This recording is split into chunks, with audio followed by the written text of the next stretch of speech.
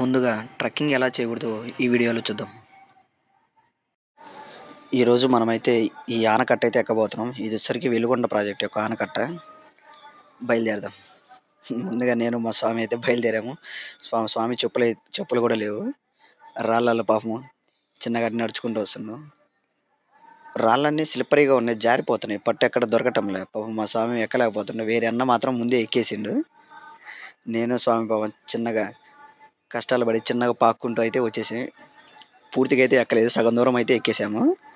సగం దూరం ఎక్కేసరికి నా చెప్పులు జారిపోతున్నాయి. నాకన్నా స్వామి మేలు, ఫాస్ట్గా ఎక్కేస్తుండే. ఏం కాదు స్వామి, రా స్వామి అంటుండు. స్వామి ఏ శరణమయ్యప్ప అన్నాడు. నేనేం పట్టుకుంటే ఒక్క రాయి కూడా పట్టు దొరకటం లేదు ఎక్కడానికి.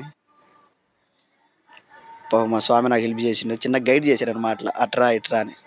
మొత్తానికి అయితే సగం దూరం అయితే ఎక్కడం జరిగింది.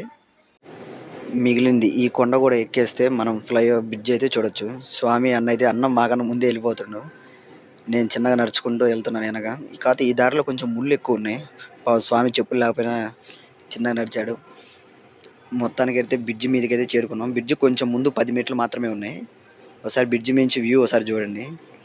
చుట్టూ పొలాలు అనమాట, 2 పక్కల పొలాలు, మధ్యలో ఈ ఆనకట్ట ఉందన్నమాట. వాళ్ళ వెలుగొండ ప్రాజెక్ట్ పూర్తయితే ఒక సైడ్ వాటర్ ఉంటుంది. పైన వ్యూ ఎలా ఉందో ఒకసారి చూడండి మీరు.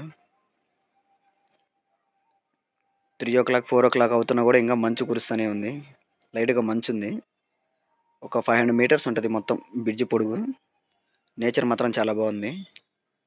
ఇప్పుడు ఎక్కడం ఎంత టాస్కో, దిగడం అంతకన్నా టాస్క్. ఇప్పుడు వచ్చే దారిలో కాకుండా వేరే దారిలో దిగాలన్నమాట. ఆ వీడియో పార్ట్ 2లో చూద్దాం.